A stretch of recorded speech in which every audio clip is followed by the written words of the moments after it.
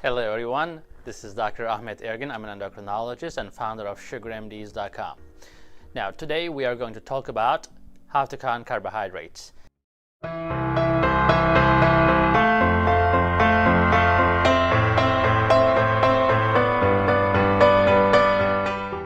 Now, I have a lot of patients on multiple daily insulin regimen. Sometimes you just have to. If you're not on insulin, you can still benefit from this video because you may be on insulin at some point. Like some people think that insulin is the end of the road, which is not true. We have patients who have been taking insulin multiple times a day since age 1, and they're 81 and they're doing perfectly fine. So if you have type 1 diabetes or type 2 diabetes on insulin, definitely you will need to understand certain things about carbohydrates so that you can be a successful diabetic. Okay. Now, of course, I don't want to use diabetic word, but this is kind of commonly used, so we sometimes use it. But if you're successful with your diabetes, definitely you're not going to have the problems that most other patients with diabetes are having. So education is the key. I always tell my patients, understand this. Once you get the hang of it, then you're going to be good to go. It's like driving. Once it may be intimidating at first, or riding a bike. If you have never done it before, it may be intimidating. Counting carbs may be intimidating. Using insulin may be intimidating. But once you get the hang of it, then you're good to go. Okay? So let's talk about this. Now, there are two ways of taking multiple daily injections of insulin. Now, most of the time we give patients basal insulin. That has nothing to do with carbs. So a common misconception is that people end up using more basal insulin, such as basal insulins are Tresiba, Toujeo, Lantus, Levemir, or Novolin N, Humulin N, etc.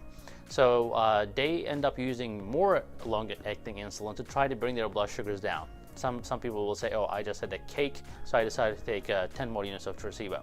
Now that approach will not work because the long-acting insulins are long-acting, they're slow, they're like a truck, 18-wheelers.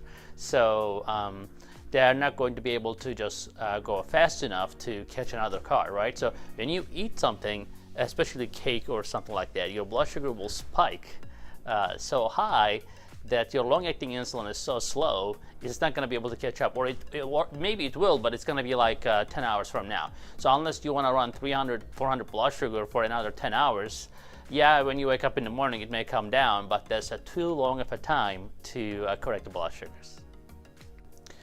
Now, let's get to the carbohydrates.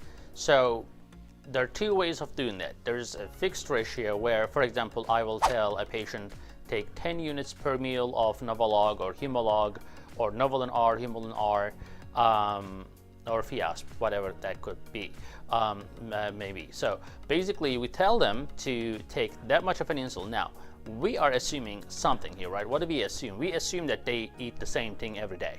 Well, we are humans. We like the variety, and our hunger level changes. Today at lunch, I may be very hungry because I didn't have a good breakfast, but tomorrow I may not want to do anything because I had a big breakfast. So, but the problem is with that, when we assume that people eat the similar ways, the same things, that will work great. And there are some people like that. They eat cereal every morning, which we don't recommend, but let's say oatmeal, something better, right? So if they eat the same amount of oatmeal and I give 10 units, and if that works for that oatmeal, that's great. They can keep taking that. And some people are very successful with that approach just because they're habitual, they eat similar things. It works for them. Another way to make this fixed ratio work is to understand the carbohydrates a little bit better. So if you understand, for example, a slice of bread is 10 to 15 grams, of course you have to look at the label when you buy the bread, or let's say a large potato is 60 grams, or 1/3 of a cup of our rice is 15 grams. So if you understand how much carbs you are eating at a time, although you're eating different things, you can still have a rough idea of how much carbs you're eating. So you can replace rice with bread, bread with pasta, pasta with potato. So as long as you know how much of a pasta is how much of a potato, then you're good. Then you can still take 10 units, but you have to limit yourself in terms of how much you can eat. Let's say you have a great pasta dish. If you're taking 10 units of insulin, and if that works for, let's say, 50 grams of carbohydrates, you cannot just say, oh, I'll have another plate, or I'll have double portion. Then you just basically need double the insulin. So the problem is what most people end up doing, they start estimating. And they start just shooting numbers. They say, oh, well, I normally take 10 units, but guess what? I want to have a little bit extra. I'll just give 12 units. I'll just give 13 units. And then it turns into a guessing game. When there's a guessing game, it's like worse than guessing stocks, okay? So you never know really what's going to happen unless there's a devastating event like the coronavirus or COVID-19 situation. But most of the time, if you're just on a day-to-day, you're doing day trading, it's really, most people screw it up and they end up losing a bunch of money just because estimating like that is hard. And then your body is very particular. If you give, 12 units of insulin, but you needed 14 units, your blood sugar can be 100 or 200 more than what you want to be. And that surprises people. They say, oh, my body is never the same. Well, your body, that's true, your body is never the same, but also what you're eating, the way you're processing the fiber content in the food, if you're not good at that, counting carbs, then it will never be the same. Okay, so let's talk about counting carbs and being very precise. If you want to be free, and if you want to be precise about how you're controlling your blood sugars with carbs that you're eating, then the best thing to do is counting carbs. So your doctor will decide, in this case, if you're my patient with me, I'll tell you based on what you have been doing or your body size or how much you're taking, etc. We come up with an estimated number of insulin to carb ratio. What does insulin carb ratio mean? It means that everybody has a certain ratio that 1 unit of insulin will cover. So let's say 1 unit of insulin covers 10 grams of carbs for me, then my insulin to carb ratio is 1 to 10. Somebody else may be more sensitive to insulin, so they may use that 1 unit for 15 grams of carbs. So they're gonna need less insulin. So the higher the carb ratio, the less insulin you will need. So if you're very insulin resistant and you need a lot of insulin, your carb ratio could be as low as 1 to 1 or 1 to 2. That means that you're pretty much taking 1 unit of insulin for every grams of carbs you eat. So in this case, even for a sandwich, for example, let's say turkey sandwich with 2 slices of bread, that's, let's say, 30 grams of carbs. Some people will take as much as 30 units of insulin, and some people will take as little as 2 or 3 units of insulin. So that shows you the variability of insulin resistance from patient to patient. Most type 1 diabetes patients are very insulin resistant.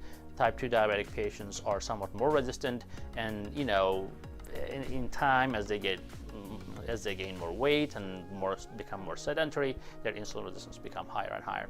But regardless of the case, you should be able to know your carbohydrate ratio, and if you do, you will be able to control it. So somebody who will take 3 units for the sandwich versus 30 units for the same sandwich, they can still control their blood sugars as long as they know their insulin to carb ratio.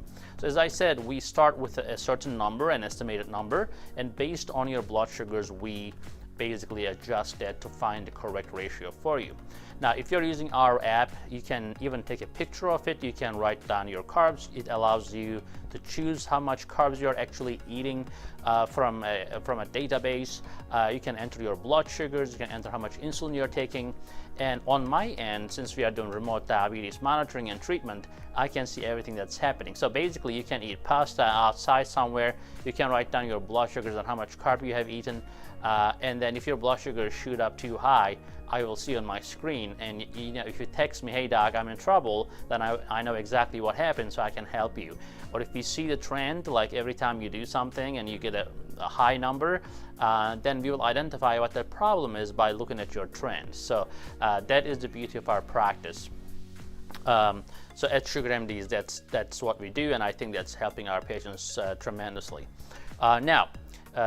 So this is insulin to carb ratio. Again, we will determine that and we will adjust that. Now, also, there's something called correction factor. Correction factor determines basically how much insulin you need to correct your blood sugar. So I'll give you an example. If your insulin to carb ratio is 35, okay? In this case, and you need to know your target blood sugar as well to correct. So what are you correcting to your target? So let's say I want to be 120, or I want to correct my blood sugar down to 120. If I'm 190 right now, and if I want to correct to 120, then basically I have 70 milligram per deciliter higher blood sugar than I want to be. So 190 minus 120, right? So that's 70. And then if my correction ratio is 35, again, I come up with that based on your history, what you're doing, what your weight is. So you divide that 70 by 35, and then you end up with number 2. So that number 2 units tells you that you need 2 units to cover your high sugar. Now, so what ends up happening here, so you're covering 2 things. Number 1, you're covering your carbohydrates, and then you're covering your high blood sugars. So to do that, so think about this. So if I have an insulin carb ratio of 15, let's make another example, right? And if I am eating 45 grams of carbs, how much insulin do I need? 3, right? So you're dividing your total carbs by that number, your carb ratio, which is 15. So I'm eating 45 grams. I know my carb ratio is 15 because my doctor told me so. So then I can decide how much insulin to take. 45 divided by 15, that is 3 units. Now, that's great. I'm going to cover my carbs with the 3 units. But how about my blood sugar? What is it right now? Is it 120 or is it more than that? Is it 220, 320? We don't know, right? So we need to know. So as a result, we always recommend to check the blood sugar before you eat. So if it is high, you can also cover the high blood sugar. So how do you do that? Let's say again, same example. If your blood sugar is 190 and your target is 120, here you have 70 milligram per deciliter high blood sugars. So if your correction ratio is 35, because your doctor told you so, right?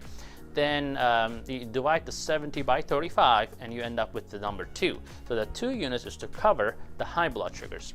Now, a lot of times people sometimes have trouble understanding these 2 numbers because they need to add it together. So you're covering your carbs and you're covering your high sugars. So there are 2 different things. As a result, you have to add them up. So that's 3 units for carbs we came up with, and 2 units for the high blood sugar. So you end up taking 5 units at that moment for that high blood sugar and then for the carbs that you're about to eat. I hope that's clear. Now, sometimes, especially our older patients may not be willing to do all this math. And we kind of want to make things easier for them, so we sometimes give them a fixed ratio, and they say, for example, oh, you know, my life is not that complicated, I don't go out too much, so I don't have to make too much decisions, so I can understand the carbs, so I'll just figure it out like a ballpark, figure out how much carbs I'm eating. I'm going to stick to, let's say, 45 grams of carbs per meal. So we'll give them, let's say, 3 units. Okay, take 3 units per meal, just eat 45 grams of carbs, and that works for a lot of people. Now, sometimes they don't want to do the correction calculation, you know, your target minus divided, etc. So we give them a sliding scale, right? So sliding scale will tell them how much extra insulin to take to cover the high blood sugar. Now, a lot of times people come back and they're totally confused. They'll either do sliding scale or they'll just do the prescribed insulin. So I always tell them, look, you're taking 3 units for your carbohydrates, okay? So if you're eating 45 grams every meal, that's great. You're taking 3 units, that's great. You look at their blood sugars, for example, when they are 100 blood sugar and they take this 3 units, right, for 45 grams of carbs, and then next meal they are, you know, around the same number. That means that 3 units worked, because if you didn't take it, your blood sugar could have been higher. So, but if their blood sugar was high to begin with, so let's say 220, they still take 3 units, but they don't take anything to cover, which is the sliding scale sometimes in this case.